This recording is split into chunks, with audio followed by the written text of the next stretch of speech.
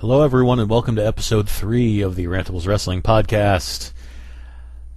I know it's been a while since the last one. I'll admit I've been a little bit out of the loop the last couple of months. But I'm back because a couple of days from now, this being Friday, November 11th, 2011, this Sunday is going to be a pretty monumental event in the world of independent wrestling, as CHIKARA is putting on their first ever iPPV, and of course, it being their first iPPV, they're going to be crowning their first ever grand champion, and with that, as well as a bunch of other awesome matches, I thought it was appropriate that I would do a quick preview and picks podcast for you all. So, if you are interested in purchasing this show, which I recommend that you do, just because it would be great to support CHIKARA and independent wrestling in general. You can go to CHIKARAPro.com, or you can also go to Go Fight Live. I think it's gfl.tv. You can order the show. It's $15. I know for some people, I know in this economy, it's $15 might mean the difference between eating for a few days or not. But honestly, I think that this show will be well worth the price of admission. So, if you haven't already gotten if you haven't already purchased your ticket or whatever you want to call it, I recommend that you do it. If you've been planning on it but you haven't, then do it now, because the show's only going to be on in a couple of days. So, do that. I've already done it, and I'm looking forward to it very much. So, I'm going to go run down the card, and I'm going to give picks as well as kind of just an overall preview, I suppose. So, first off, there's an announcement that's going to be made by the Funky Pharaoh Amasis, who will be revealing the future of the Osirian portal, as is said on CHIKARA's website, CHIKARAPro.com. Now, for those of you who didn't really know about or what happened, I guess Amasis was involved in a pretty serious automobile accident or something several months ago, and from what I heard, he actually retired from the business because the injury was that severe. But I suppose that he's going to come back for one day, one night, what have you, and I guess he's just going to tell us what's going to happen. I mean,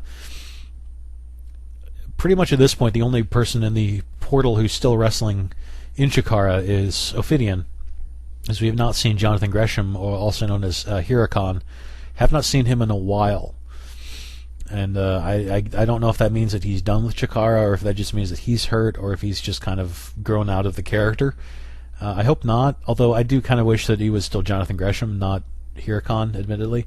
But anyway, this should be interesting, I'm sure. And it's too bad because Ophidian is not on the card. But we'll see, I suppose. Let me see. Next up, we have a sort of a dark match, or pre-show match, that's going to be free on CHIKARA's Ustream page, which you shall check out. I'm not sure what the website is. It's probably ustream.com/CHIKARA or CHIKARA Pro or something. They're going to have El Generico taking on Jigsaw in a one-on-one match. Now, I don't know if I've talked about this before on the podcast, since I've only done 2 and I don't remember that far back, but El Generico is one of my favorite independent wrestlers, or one of my favorite wrestlers overall. He's just supremely entertaining. He's incredibly funny. He's really talented. He's very athletic. He's really kind of the total package at this point. And I will enjoy any match that he's in, honestly. And I think Jigsaw also, he's also a lot of fun in the ring to watch. I haven't actually gotten a chance to watch any of the 3 most recent CHIKARA shows. I just actually, their most recent one, which came out a couple of weeks ago, is finally released on DVD yesterday through Smart Mark Video, which you should get for $15. I just ordered mine, so it probably won't be here until after the iPPV is over, but that's okay. Point is, I did get to see one match from one of those shows, and that was Jigsaw taking on Oberian. And it was a good 7 or 8 minutes match. It was a good fast-paced, high-energy match, a lot of fun, and I think these two will work really well together, I should say. I think their styles complement each other, and really, you can't go wrong with an El Generico match anywhere. So, who am I going to pick? I don't think Generico's won a match in Chikara this year, so I think now is his time. At this point, I would love to see Generico in Chikara more often. I know he's a really busy guy working with Ring of Honor and Pro Wrestling Guerrilla and just working all over the world, but I definitely would love to see him as more of a semi-regular competitor, and I think that a win would really push him in the right direction towards becoming a semi-regular competitor in Chikara. So I'm picking El Generico to win over Jigsaw. Next, we have a rematch from King of Trios from this year. I believe it was Night 2, with Colt Cabana taking on Archibald Peck. Archie. Yes, he's finally back. I don't know if he is in any of the last 3 shows, but it's been a while since I've seen him in the ring. But I definitely look forward to it because, oh no, he was in Young Lions Cup. Never mind. I'm sorry, my memory is finally coming back to me. But Archie was the Young Lions Cup, and of course he delighted because he's Archie. He's a great comedy wrestler, and he's going up against one of the best comedy wrestlers in the world in Colt Cabana. So it should be. I'm hoping that they have more time than they did in their King of Trios match, I think, which is only 5 or 6 minutes long. I can't remember, but I hope that they get a decent amount of time to entertain the crowd. Both guys can go. Both guys are hilarious in the ring. I'm really looking forward to this. And again, I'm saying the same thing about Cabana that I'm saying about Generico. I would love to see Cabana as more often than I do right now in Chikara. He's been in, I don't know, 4 or 5 shows, I think. It was great to see him at a couple. I think it was it Chikara Source Rex? Oh God, I can't remember. When he was working with Mike Quackenbush and Johnny Saint and Johnny Kidd. I'd like to see him back more often. I know he's busy traveling the world and recording his podcast and being awesome, but I think it would help the product as a whole to have more names like Colt Cabana showing up every couple of months or so. So I'm going to pick Cabana to win because I don't think he's won a match in Chikara this year either. So there you go. I'm picking 2 guys who haven't won yet in Chikara this year to win at the iPPV. Next up, we have a single showdown between Sarah Del Rey and Jacob Hammermeyer. I'm not calling him what he wants to be called because that's what you have to do when you're encountering the heels. Yes.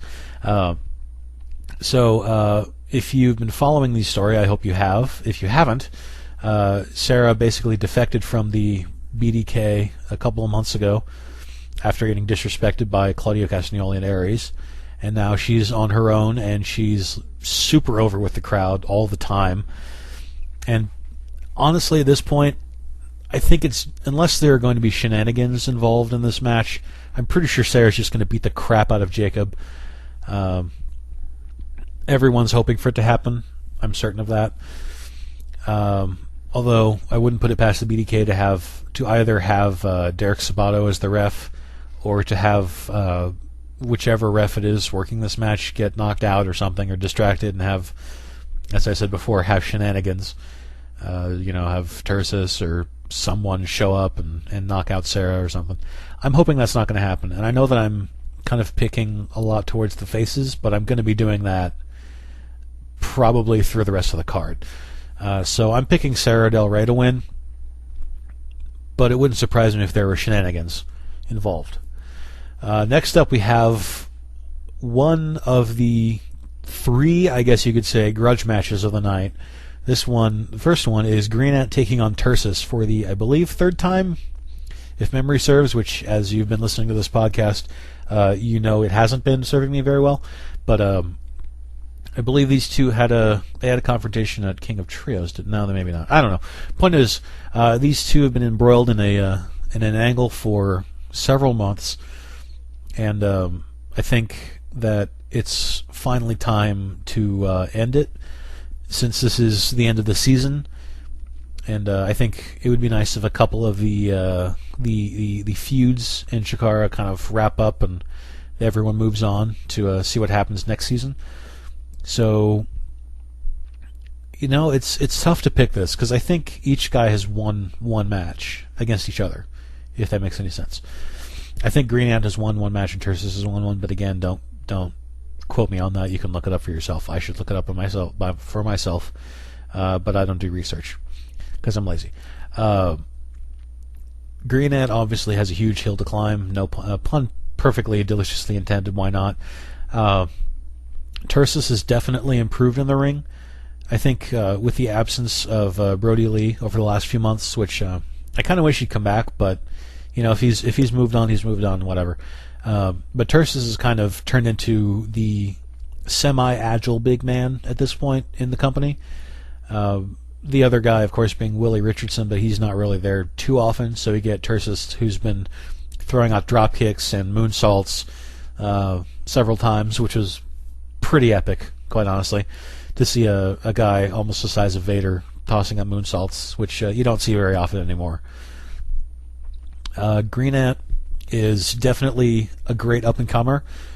For being around for just a couple of years, he's definitely improved. You can see that. You could see that over the last, from 2010 through 2011.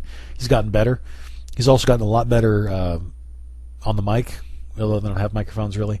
But he's gotten better at promos, is what I'm trying to say, since he's really the only one in the colony who does any talking. So he's gotten a lot better. Tursus has definitely improved over the last year and a half.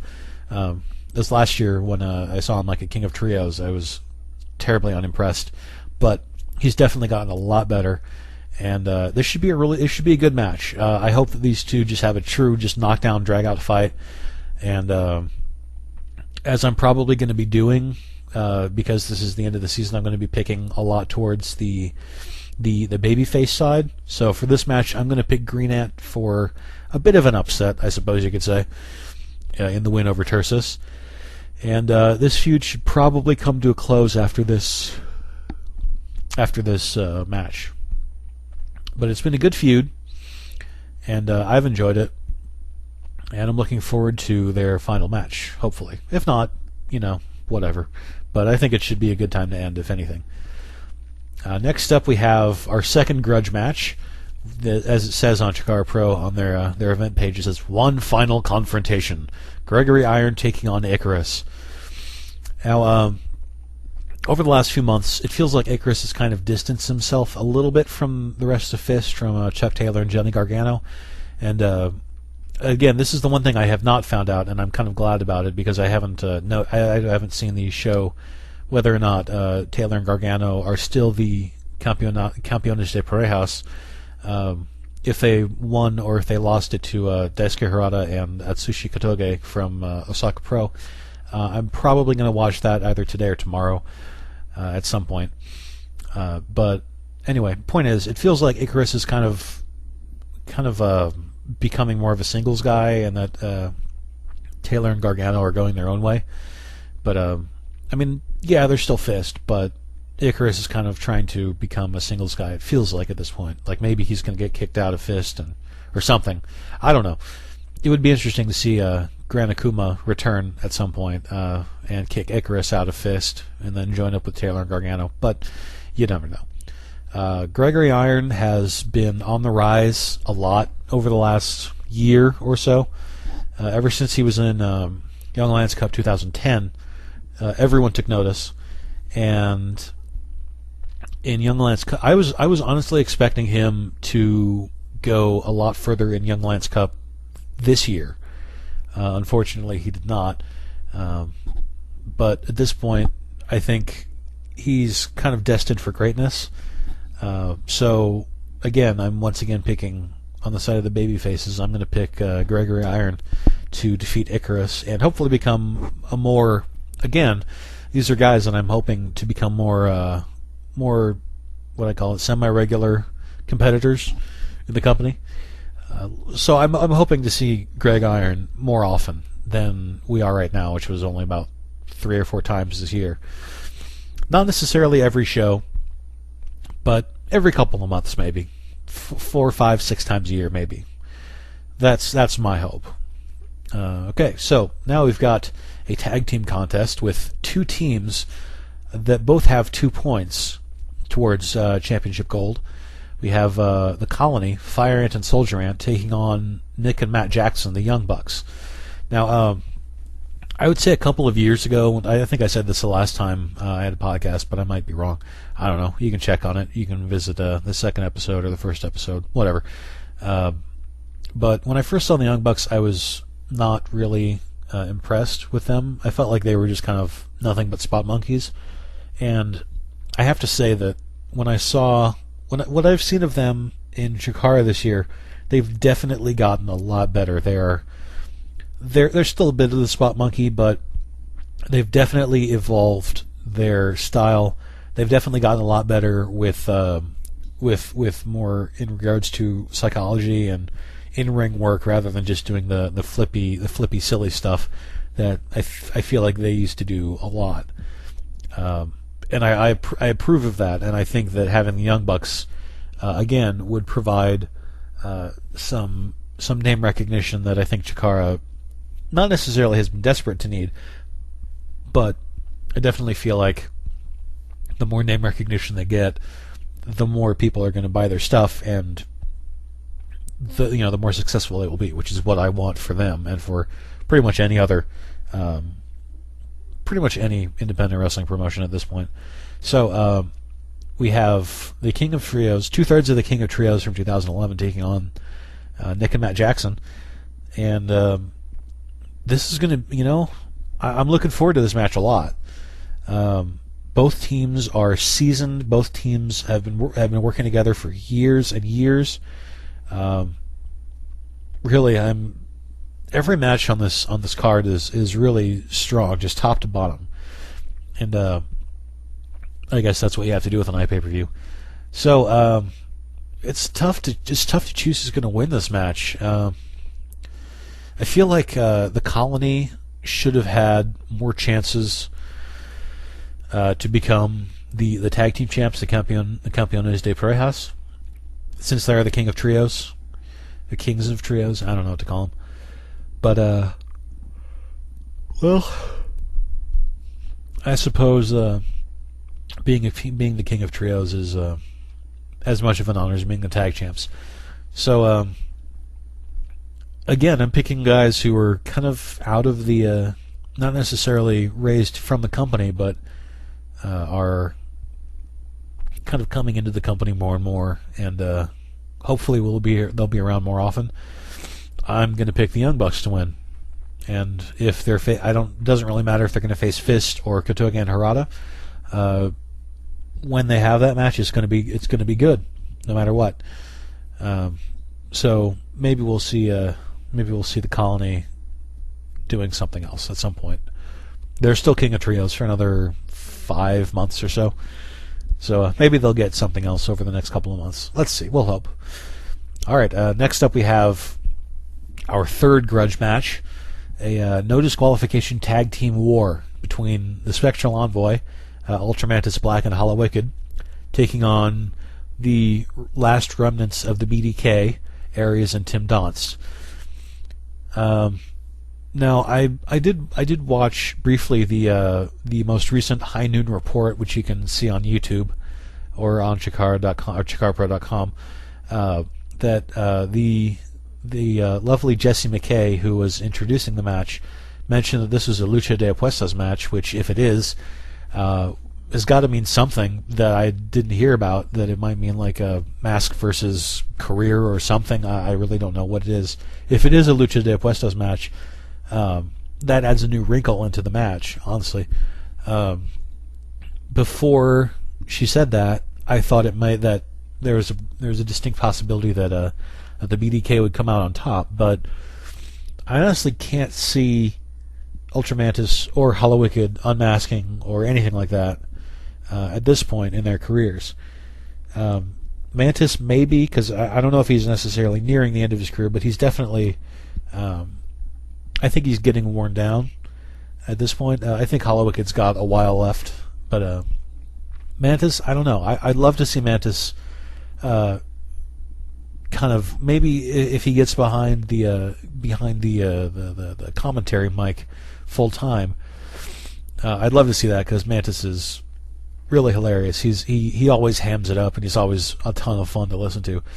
But he's also fun in the ring. So I don't actually know if this is a Lucha de Apuestas match. If it is, I have to pick the Spectral Envoy. If it's just, well, I don't know. I mean, no disqualification.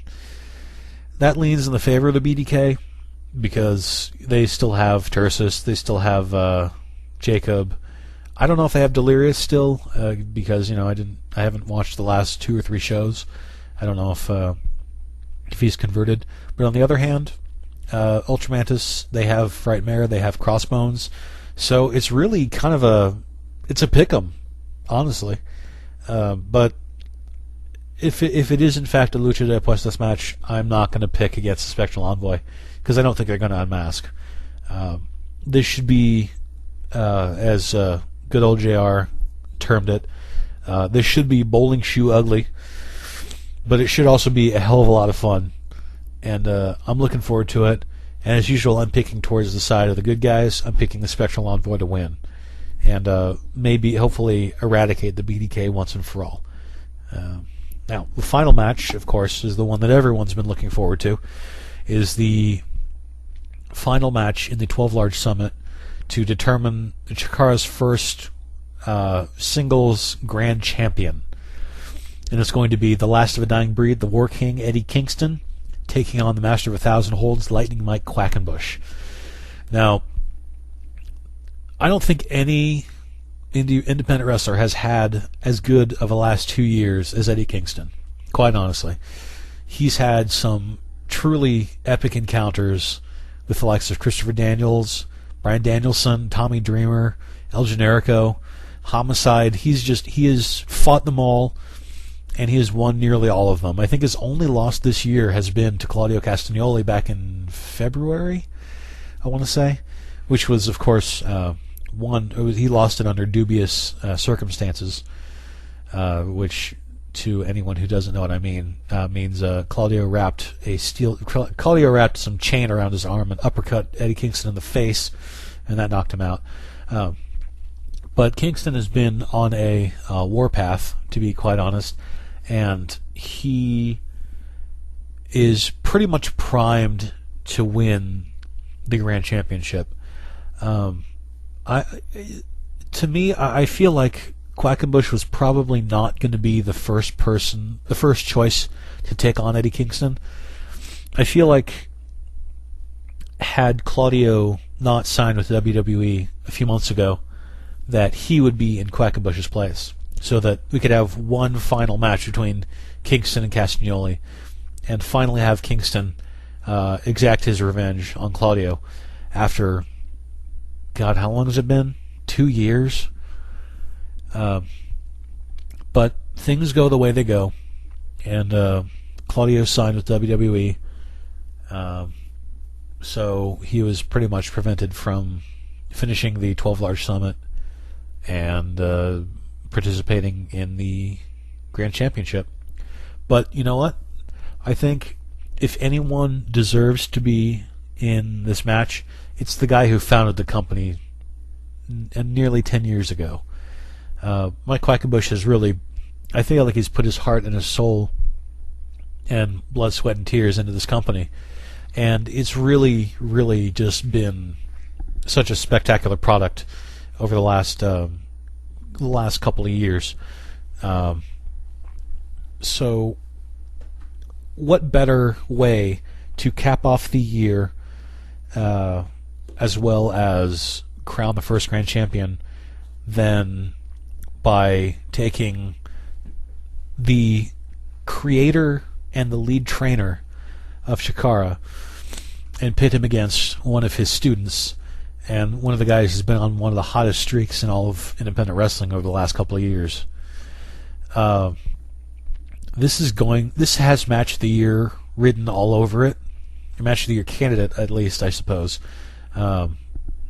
It's going to be tough to... There have been some really spectacular matches, both in mostly in independent wrestling, but there have been a couple of really good mainstream wrestling, I guess you could say, matches over the last year. But this is really going to be... This has to be an epic show. If you saw Eddie Kingston taking on Fire Ant in September... Yes, September. I mean, that was that was ridiculous as it was. So this match has to be so much better than that.